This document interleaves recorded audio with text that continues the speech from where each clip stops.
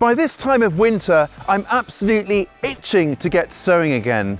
And while spring may still be several weeks off, there are many things that can be sown right now to give ourselves a head start. Let me show you. If you love a little spice in your life, then chili peppers are a must. I try to grow a modest selection each year. Now the secret with chili peppers is to give them a really long growing season, and they especially need that in a cooler climate like mine. So this season I'm going to major on Tabasco chili peppers. Now I absolutely love Tabasco sauce on anything from scrambled eggs to a punchy Bloody Mary. And I'd also like trying to make my own version of this fiery hot sauce, so I will need plenty of these fiery fruits to make that happen. I'll hope to include that in a future video, so do watch out for that one. But before all that, we need to sow our seeds. And for that, I'm going to make my own chili pepper seed starting mix, and it uses equal parts coconut or coir fibre, lovely light stuff, and then over here, a peat-free all-purpose potting mix. Now peat-free is important because it's going to drain a little bit better, and that's so important for this heat-loving crop that likes a lovely free draining soil. And then the coir, which I'm adding, will further help with that. It creates a lovely open light texture, and that will just help with drainage and really help our seedlings to get off to a flying start. All peppers need good, steady warmth to germinate. So to help with that, what I'm going to do is I'm going to start them off indoors on a heat mat. And to make the most of space, because it's quite limited, I'm going to sow them into a pot first of all. Then once the seedlings are up, I will carefully separate them out and pop them into their own pots. What I'm going to do here is just take a bit of time to pick up the seeds individually and space them apart. Nicely like that. Just take your time. Now the reason for doing this is that the seedlings can grow on just a bit before you need to separate them out, and it will make separating them out a lot easier because they won't be so intertwined. And now let's just get them covered with a little bit more of our potting mix. And then finally, to fire the starting pistol, I'm going to water them.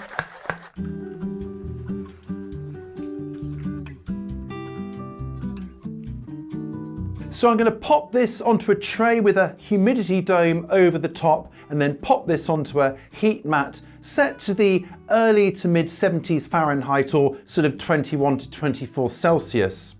Now a heat mat isn't a huge investment and can be picked up for a little bit more than a couple of bags of potting mix. And given the dramatically improved results you will get from it, I reckon it's worth the investment. If you don't have a humidity dome or heat mat, then you can just use a bit of clear plastic secured onto the pot like that. Now this will go into the warmest spot in the house, somewhere like a warm windowsill. Then once the seedlings have come up, I will carefully tease them apart and then pot them up into their own individual pots to grow on in a warm place. I love onions, and I find that growing them from seeds give better results than growing them from sets. And that's because by growing them from seed, they are much less likely to bolt or flower prematurely. You'll also get a good chance of getting really good sized bulbs, especially if you pick a variety known for its plus-sized bulbs, which is what I'm going for today. Now I've chosen a variety called Globo, and the seed packet proudly proclaims it's a regular prize winner. So even if I don't get the fullest sized bulbs, I'm pretty much guaranteed to get some decent sized bulbs. I'm going to sow them into these smaller plug trays here, and that's because the seedlings are quite compact and should be out into their final positions long before they fill these up. And I'm just using my all-purpose potting mix, and I'm just sieving or screening it to get a nice fine texture for the rather small onion seeds. With the plug tray filled, you can then just push in the potting mix a bit to create a nice firm mix for the seedlings to grow into. Don't worry about this, it's not going to compact it too much. It will give plenty more good stuff for the roots to grow into and explore. Now then, if I was after the very biggest bulbs to take home the silverware from the local garden or produce show, I would now sow one seed into each plug, or maybe two, and then thin out, removing the weakest seedling in each to leave just one in each plug.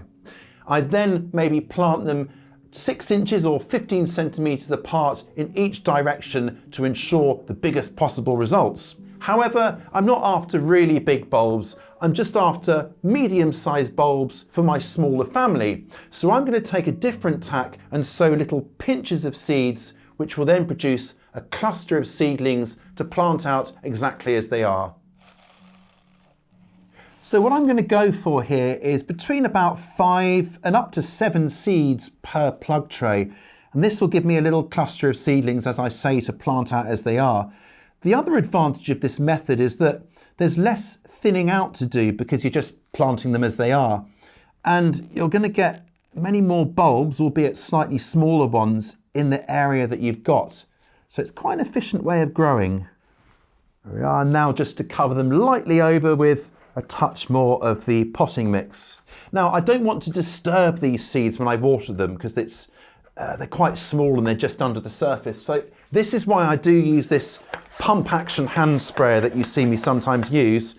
It gives a nice fine spray without disturbing the potting mix. You just go over it several times and it gives just the right amount of water, really.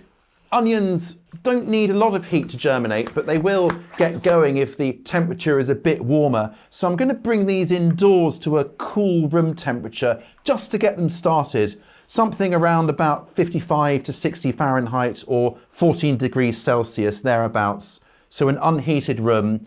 And then once they're up, they'll come back out here to carry on growing. If you don't have a greenhouse, then a cold frame would work really well for growing on your onions, or indeed anywhere protected from the worst of the cold.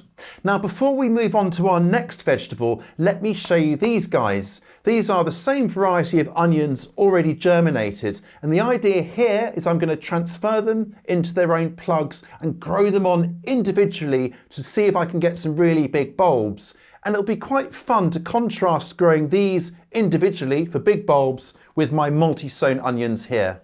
Fava or broad beans are some of the very hardiest beans that will give some of the earliest pods of all. Now, tradition is to sow them in the autumn to then overwinter and then start growing away again in early spring. However, I have been caught out a few times by a sudden cold snap that has killed them off. The trouble is that any milder weather will lead to them growing just too quickly, producing soft, sappy growth that is then vulnerable to really frigid conditions. With increasingly unpredictable winters, I reckon it's just a safer bet to delay sowing until later in winter. And by sowing now, I should have shorter but stockier, sturdier seedlings ready to go out in about 5 to 6 weeks.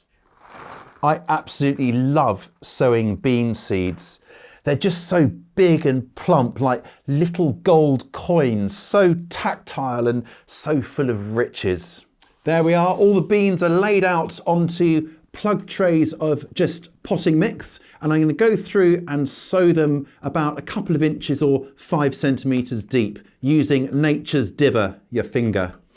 Now, if I had really well draining soil, meaning it doesn't sit wet and saturated after rain, then I could try sowing these directly outside.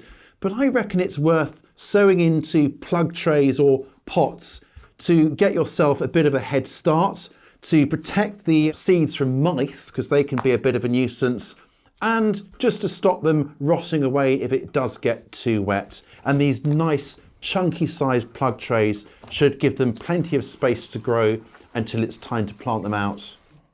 The seedlings will get planted once they reach about 2 to 3 inches or say 8 centimetres tall, and they will go out about 8 inches or 20 centimetres apart in both directions. Now, they'll need some form of support because they do grow a bit tall, but then they should start flowering from late spring, and then the first delicious pods will soon be hot on their heels. Brassicas, that's any vegetable in the cabbage family, are a staple in any vegetable garden, including mine. Now, I really love kale, broccoli, and to sow today, cauliflower, and of course cabbage. And I'm going to be sowing them into these individual pots to save space early on, and then once they've popped up, I will then transfer them into their own little plugs. So let's start with this, a quick growing early variety of summer cabbage called Greyhound. And what a superb name for a speedy pointed cabbage like this. And sowing's really straightforward. I'm just going to take a little pinch of my seeds and then sow them nice and thinly across the top of my potting mix here. And then just cover them back over. And now the same for my summer heading cauliflowers. And I'm going to be growing these, or germinating them at least, inside. Again, a cool room temperature of 55 to 60 Fahrenheit or around 14 Celsius is ideal. So I'll pop them next to my onions and then they'll come back out here to grow on as soon as they're up. Right, now let me show you some seedlings of brassicas I've already got growing, just to show you how I'm going to grow them on. So I've got some cauliflower here and some Greyhound cabbage, which I managed to drop on their way out here, so they're looking a bit floppy, but I'll show you the next stage of life, and that's to get them into their own plug trays here individually. So I'm just going to carefully jump and tease apart the little seedlings like this, and hold them by the leaves, like that. And then carefully tease apart each seedling, and that's got a really good little root system. And then it's simply dibber a hole with your stick and then feed the roots down like that. You can set it a little bit lower. And there we go. There's our first seedling. Let's get the others done.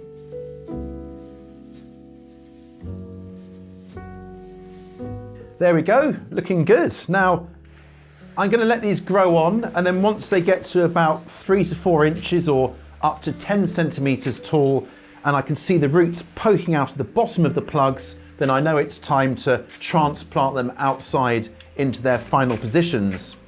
Now the cabbages are going to go about 30 centimetres or 1 foot apart each way, and the cauliflowers a little bit more generous at around 20 inches or 50 centimetres apart each way. And they're going to go into rich soil that's been kind of enriched with a bit of well-rotted manure. They'll get a lovely sunny spot in the morning, but it's a little bit shaded in the afternoon, but that's fine for brassicas, which can cope well with a little dappled shade. Spinach made my recent list of 7 must-grow crops, and if you missed that video, I'll include a link to it down below so you can check it out. Now this delicious and versatile veggie is one of those cool season leafy greens that does surprisingly well from an early start, and here's how. Spinach can be sown directly where it's to grow, but even under cloches or a warming row cover, it's still just a bit cold at this time of year, so I'm going to sow them into plug trays. Now I've got this bit of potting mix here that I got from those cabbages that we potted on, and I'm going to use it to fill the bottom of these. Brassicas germinate so quickly, those ones were just 10 days old, that they won't have touched this bit of potting mix. So I may as well use it rather than just discarding it.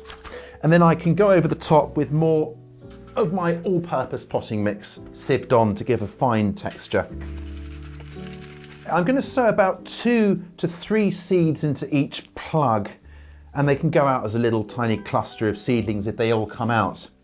Now I love starting spinach off in plugs like this because it avoids the kind of dangers of slugs early on. By the time these go out, they'll be a reasonable size and a little bit more tolerant to the rasping attentions of those slugs. And by getting an early start like this, I'm also going to get a lot more pickings because spinach tends to flower or bolt from about midsummer. So by starting early, they've obviously got a longer period to kind of pick those leaves. I could leave these here to germinate in their own time, but I'm just going to bring them indoors purely to germinate to speed the whole process up by about half a week or so. Once those spinach have grown on a bit, they'll be planted out in maybe 5 to 6 weeks in early spring, and I'll pop them into soil enriched with compost, and they'll go out about 20 centimetres, that's 8 inches apart. Well, it feels really great to have got so much started off today. It feels like we're making a real start on the growing season already. I'll catch you next time.